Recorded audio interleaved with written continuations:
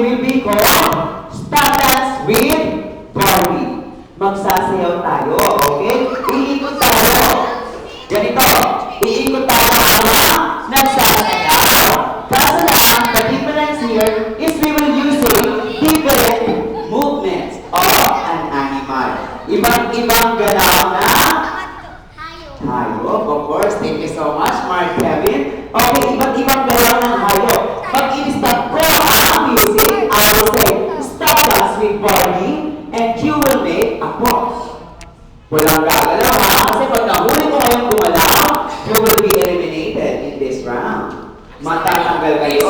Okay, malinaw ba tayo, friends? Let's stop dancing with Barbie now. Nakalimutan ni Kuya Bill, ano nga pala ang gagayahin natin hayop? We will be using the chicken dance.